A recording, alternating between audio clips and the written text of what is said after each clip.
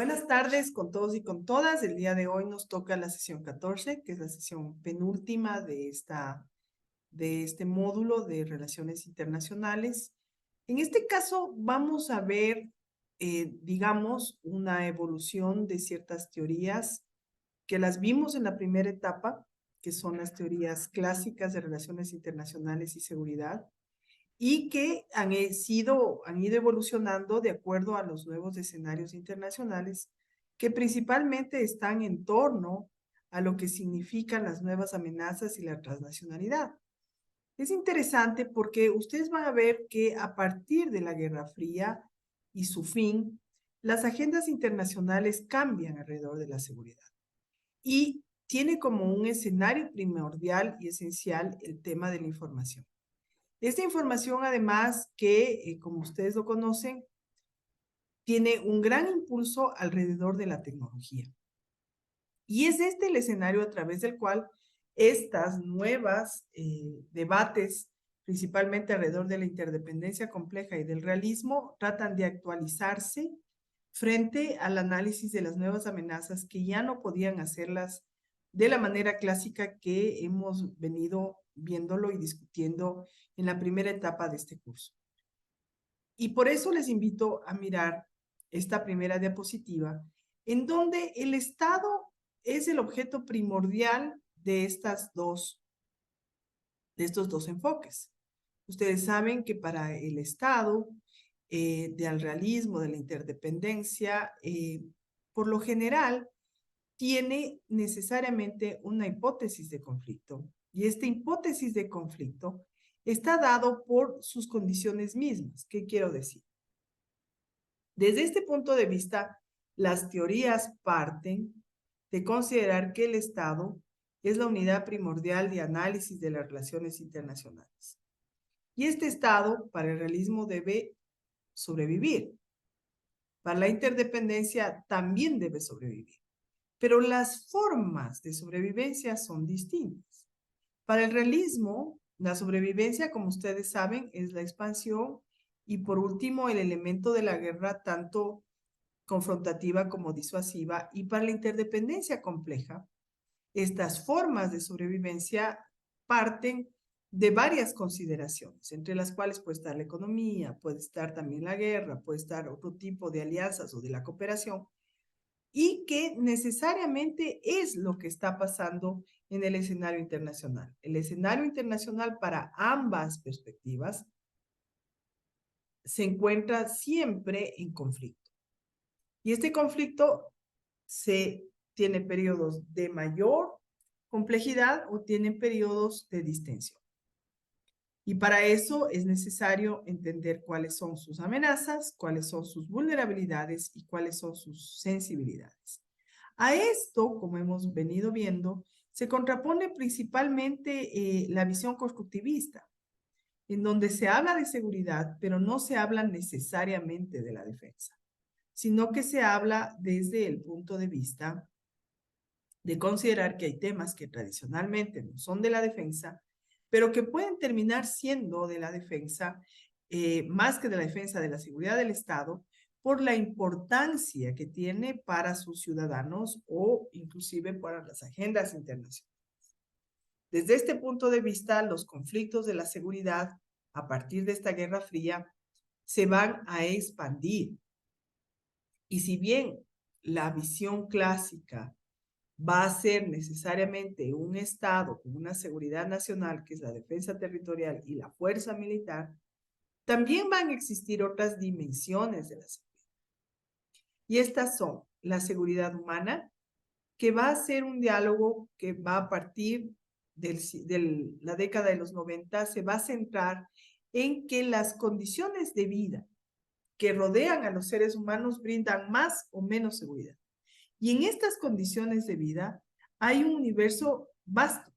Las condiciones de vida están, por ejemplo, la pobreza, está, por ejemplo, la educación, está, por ejemplo, la vivienda, está, por ejemplo, las condiciones que se dan. Pero de esta seguridad humana, un aporte importante a la misma es la seguridad ciudadana, que como ustedes saben es un concepto nuevo que no se queda simplemente en la idea de la defensa territorial, que tampoco se queda exclusivamente en el tema del orden público y el delito, sino que son condiciones que le brindan al ciudadano una seguridad. Por otra parte, tenemos lo que se llaman las nuevas guerras. Guerras que se consideran de mayor complejidad que las tradicionales de los tanques. Generalmente estas nuevas guerras han sido clasificadas desde un punto de vista muy interesante en cuanto a la transnacionalidad. Y va a decir, esta transnacionalidad puede generar estas nuevas guerras desde el punto de vista de la identidad. Principalmente se relaciona con lo que significa las guerras del terrorismo, las guerras de grupos extremos, que podrían ser los del Islam, como un ejemplo, o podrían ser también las nuevas guerras del mismo narcotráfico y una cultura que se exporta.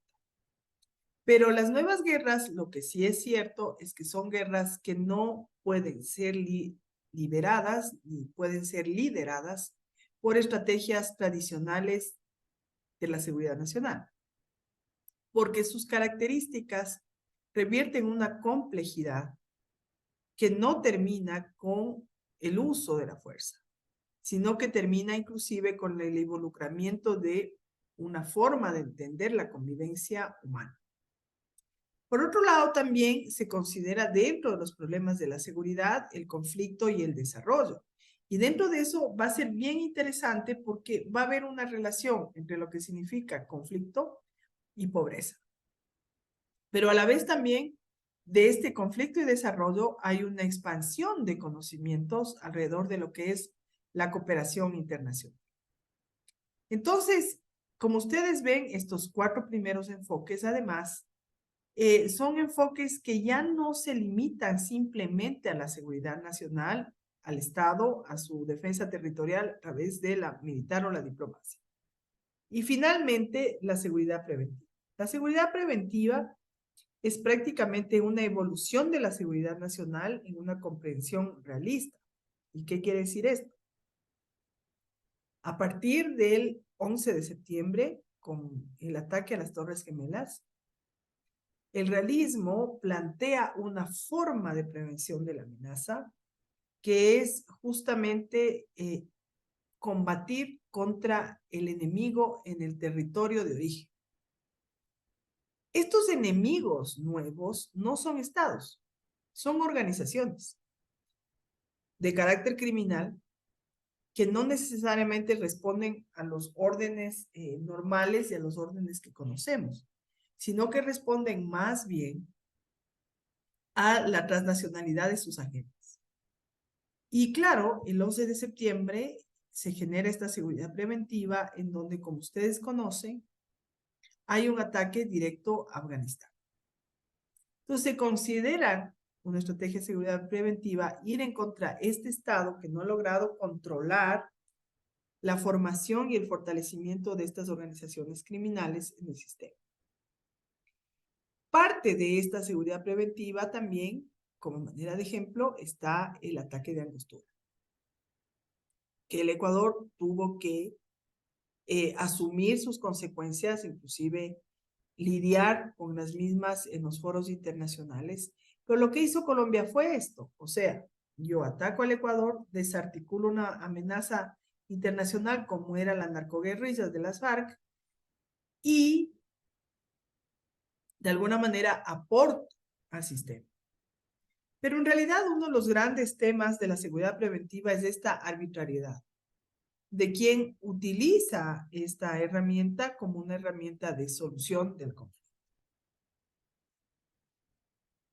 Otra vez estamos viendo la primera diapositiva para introducirnos a lo que significa ya la nueva comprensión y la evolución de estos dos debates. Y en este caso, es importante entender que el primer diálogo que vamos a ver es la configuración del conflicto para la interdependencia a través de NAI. ¿Y qué es lo que vamos a entender? Que este Estado tradicional entendido como una circunscripción territorial con fronteras, con ejércitos, con diplomacia, con posibilidades de tener un enfrentamiento contra otro Estado, con la posibilidad de una normativa para llegar a acuerdos internacionales de fiel cumplimiento, va variando y va bajando esa naturaleza del conflicto para poner otros conflictos que son de carácter transnacional. Y estos son, primero, el delito organizado. El segundo, la presencia de actores no estatales que son generadores de conflicto y que en realidad no permiten que el conflicto pueda resolverse de manera obligatoria. El hecho de que yo tenga la capacidad delictiva de meter a gente de las organizaciones criminales en una cárcel no necesariamente me dice estoy solucionando el problema. Y además de esto, tenemos la era de la información, un concepto que lo va a desarrollar Joseph Nye, que es una evolución de la interdependencia compleja y que probablemente es uno de los grandes aportes a los nuevos debates que se dan en el siglo XXI.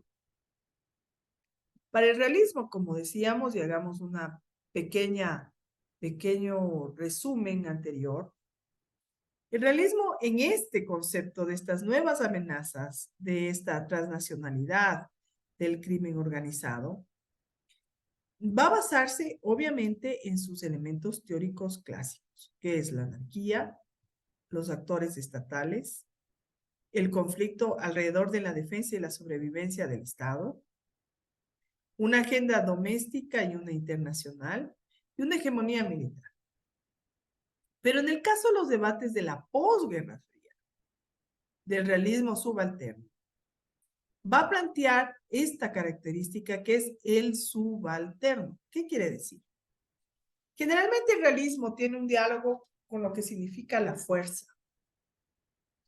Y la fuerza necesariamente significa el más hegemónico.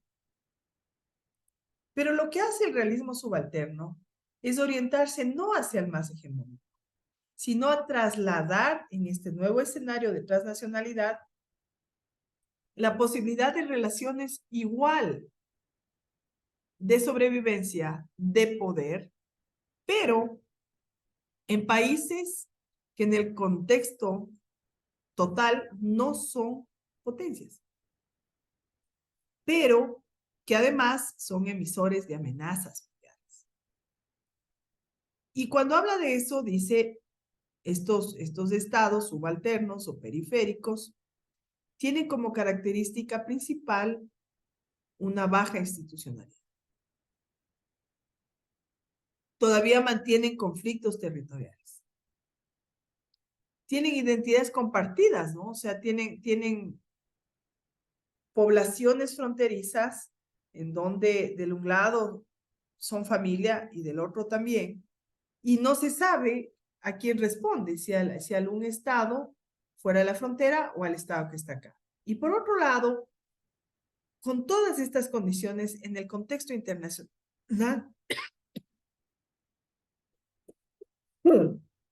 existe una asimetría de negociación. ¿Qué quiere decir esto? Que sus capacidades no les permiten imponer su agenda. Este poder de simetría internacional se mira, por ejemplo, en los organismos internacionales, en la ONU, por decirles algo. Haití con dificultad va a ser alguien que imponga su agenda de seguridad en el Consejo de Seguridad. O el Ecuador mismo es muy complicado que en la Comisión de Desarme pueda imponer algún tipo de lineamiento, aunque presida la comisión. Entonces, esta imposibilidad de implementar estrategias para sí hace que veamos que en este escenario transnacional de nuevas amenazas, en realidad la agenda de estos países sea una agenda que prácticamente es el reflejo de las necesidades domésticas. El realismo clásico de los 90 va a tener un choque fundamental con lo que pasa en los debates de esta década. Y es así que, como les hemos hablado en otras clases, la década de los 90 es la década de la interdependencia compleja y del liberalismo. Y en el caso del liberalismo se rescata el hecho de la democracia, la transparencia, la diplomacia de cumbres, la integración, el libre comercio y la inclusión del narcotráfico.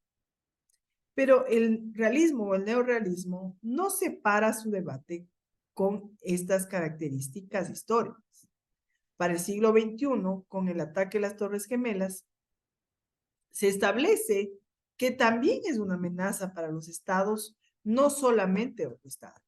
O sea, se reconoce que la guerra clásica no es la única existente, que hay guerras que provienen de actores no estatales y que pueden tener un impacto igual o mayor que el que puede tener una guerra entre estados. De esta manera, además, gracias a este evento del 9/11, se revaloriza la defensa del Estado. Y también, de alguna manera, debemos recordar que es el fin de la unipolaridad estadounidense.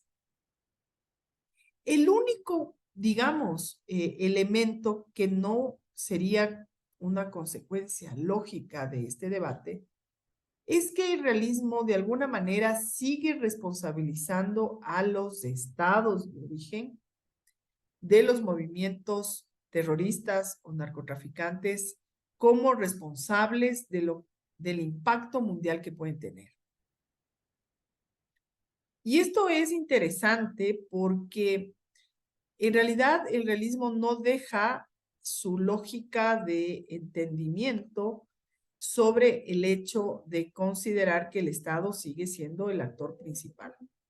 Pero en realidad las estrategias contra el Estado y el control de las organizaciones criminales como responsabilidad del mismo no ha logrado tener un gran impacto, ni tampoco un gran resultado. Entonces eso quiere decir que no tiene un gran resultado que los Estados Unidos, por ejemplo, trate de combatir el narcotráfico culpabilizándole a México, como está. Y tanto así que los resultados, como digo, no han sido los más deseados. Y por otro lado, también en el siglo XXI, es un momento del acceso a la información masiva. Y con ello se genera otro parámetro que es la seguridad digital y es la seguridad de la información, que es algo que para el realismo no existe como una instancia como tal, pero que es obvia que cada vez es más importante. La ciberseguridad está ya reconocida por los estados como un elemento fundamental. Pero en el debate todavía se sigue intentando mantener el Estado con las características clásicas que se tienen. A esto, además, yo les invito, y ustedes tienen en sus lecturas, a mirar uno de los pocos autores latinoamericanos que desarrolla el realismo periférico, que es Escudé, a través del caso argentino. Y en este caso, él va a decir, para hablar del realismo periférico, en primer lugar, tenemos que referirnos que el objeto de estudio va a ser un país asimétrico. El país asimétrico va a tener una baja capacidad militar, va a seguir teniendo las capacidades racionales de maximizar ganancias y minimizar pérdidas. El nivel de negociación del país asimétrico es muy limitado, porque esta limitación le impide tener una capacidad de negociación sin condicionamiento. Y al tener estos condicionamientos, quiere decir que el país como tal va a hacerse al de la hegemonía por evitar una sanción. Por lo general, además, el país asimétrico tiene como línea fundamental y prioritaria de sus agendas la agenda económica. ¿Por qué? Porque el gran discurso también y la gran estrategia en el sistema internacional es mirar y aceptar la condición de desarrollo y pobreza que la mayoría de países asimétricos los tienen. Él va a poner además como un ejemplo para poder probar estas características el caso argentino. Y el caso argentino dice, miren, voy a partir de que estos estados asimétricos por lo general exacerban el nacionalismo. Como una estrategia de qué? Una, al exacerbar el nacionalismo, yo logro generar un sentido de unión y de fortaleza interna que me permite proyectar en el escenario internacional. ¿Y por qué? Porque en realidad ese nacionalismo, esa proyección de fortaleza, al menos de control del Estado, me permite hacer frente a lo que es la vulnerabilidad económica y de seguridad que tengo frente a mis vecinos. Pero él también dice, ese nacionalismo muchas veces hace que podamos apreciar circunstancias que no son positivas o que no son de avances, o sea, apreciar circunstancias que no son objetivas como positivas. Y en este caso, él va a hablar de la Argentina en concreto y va a decir la Argentina, bajo su nacionalismo, muchas veces ha preferido hablar de que tiene grandes avances cuando ha habido un retroceso industrial. Y ese retroceso industrial va acumulando otras cosas. La imposición de agendas económicas, la imposición de una política neoliberal y finalmente posibles sanciones en los mercados. Lo cual para un país pequeño, o más bien asimétrico, vienen a ser consecuencias de sobrevivencia muy graves. Entonces, él prácticamente lo que habla es, sí, el país asimétrico trata de ejercer necesariamente una forma de negociación, pero es una forma de negociación en donde por lo general su prioridad va a ser las capacidades económicas.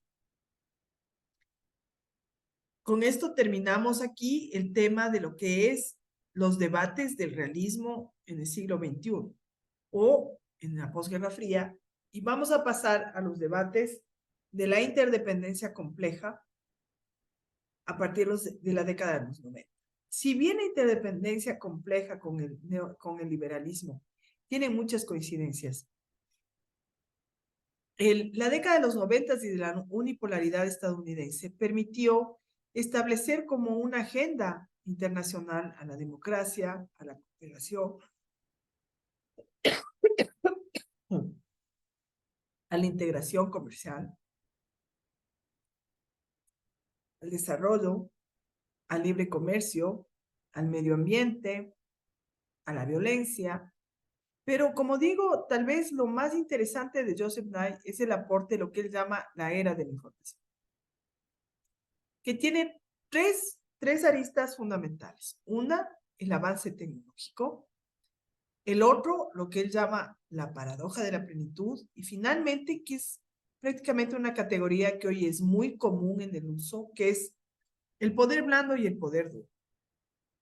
El avance tecnológico, él va a decir, en esta nueva era transnacional, estos tres escenarios hacen que el Estado se vulnerabilice más. Y en el avance tecnológico va a decir, es un acceso masivo sin control, con actores estatales y no estatales que no conocemos el nivel de incidencia que pueda tener dentro de la seguridad de los estados.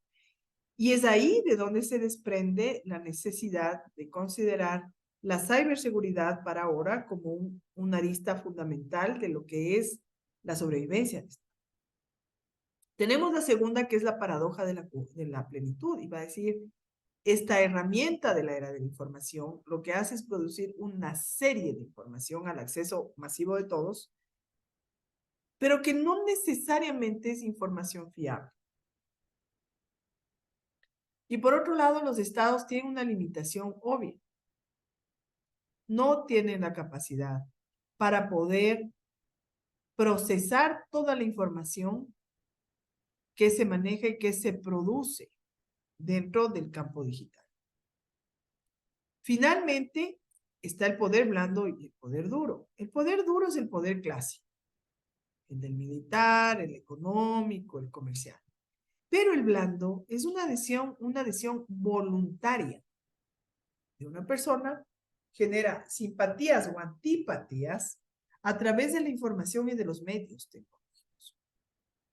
Y Paranay dirá que este poder blando es el poder probablemente más importante que se da en la era de la información, que tampoco es controlable por los estados y que a través de esta forma, él lo incluye inclusive el hecho de la cultura, de la televisión, de otro tipo de herramientas, no necesariamente esta adhesión voluntaria es controlada. Entonces, si bien antes la política internacional puede haber sido manejada al más alto nivel por los cancilleres, la diplomacia y las Fuerzas Armadas, hoy por hoy la política internacional también se alimenta de las adhesiones transnacionales de los actores no estatales que logran tener adhesiones buenas o malas, o más bien numerosas o poco numerosas, a una posición de un país, a una posición de un movimiento, a una posición en donde simplemente lo que estamos haciendo es mirar que a través de todos estos medios uno puede ejercer poder. Por otro lado, también la interdependencia compleja tiene que ser interpretadas en el escenario no solamente, digamos, desde el lado de los buenos. En realidad, esta era de la información también alimenta al mundo criminal. Y este mundo criminal está en las redes transnacionales, ilícitas, lícitas. La relativiza la territorialidad como un tema estatal, o sea, no es que solo el Estado debe defender su frontera y su territorio. El territorio tal vez es más fácil, se lo conoce cómo hacerlo, pero no se conoce cómo lograr manejar el tema de la información. La incidencia de los actores no estatales en la agenda, la disminución de la toma de decisión estatal en la política internacional, porque al tener la cantidad de información que se da, los organismos internacionales, así como los movimientos transnacionales no estatales, logran tener mayores capacidades para poder implementar agendas que no se relacionan estrictamente con lo que tienen los estados.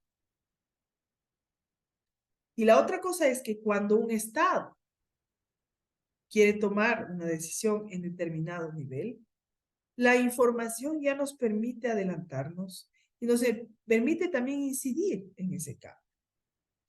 Y obviamente la inteligencia como nivel de análisis de la interdependencia compleja es probablemente la instancia más vulnerable que hay ahora frente a la información y al análisis.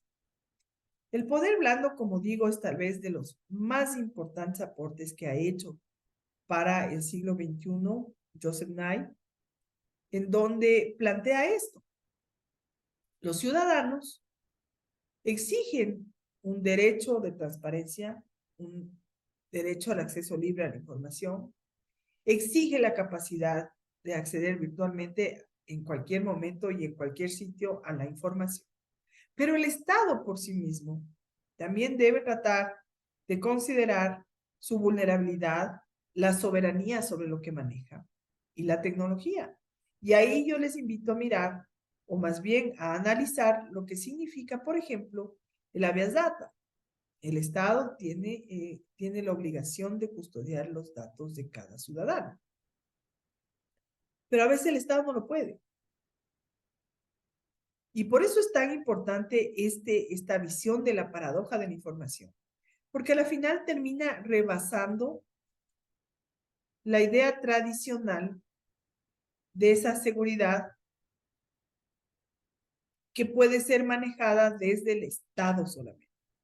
Y en realidad tal vez las vulnerabilidades más grandes están dadas por la transparencia, la rendición de cuentas, el acceso a la información, que en ocasiones pensamos como ciudadanos que nosotros debemos saber todo lo que hace el Estado y que el Estado está en obligación de contarnos todo. Pero en realidad lo que pasa es que el Estado tiene también una agenda de seguridad que lo maneja exclusivamente y eso es tal vez lo más vulnerabilizado. O sea, nosotros como país hemos tenido varias veces ataques cibernéticos a nuestras bases de datos y se cae todo. Y esto es justamente lo que Joseph Nye trata de decir. Esas bases de datos que son atacadas, puede ser que sea un Estado, pero lo más probable es que no sea un Estado. Y este elemento sorpresa que está dado desde los actores no estatales, cada vez son más presentes a partir de lo que significa la tecnología. Y finalmente, hay una gran discusión en la era de información sobre la soberanía digital, que es seguridad de identidades, acceso a fuentes, controles democráticos, pero esta cuestión de que el Estado no solamente debe pensar que sus amenazas son clásicas, que las amenazas transnacionales más bien se mueven a nivel de la tecnología y que es la tecnología la que las puede contrarrestar. Bueno, hasta aquí la clase de hoy. Como ustedes saben, van a tener en el aula colgado cuál va a ser la actividad para el día de hoy. Yo les agradezco mucho. Ustedes deben haber oído algunas toses, estoy con una alergia. De todas maneras, está ya lo que es el trabajo final. Se van a mantener las fechas de entrega de los videos por solicitud de ustedes.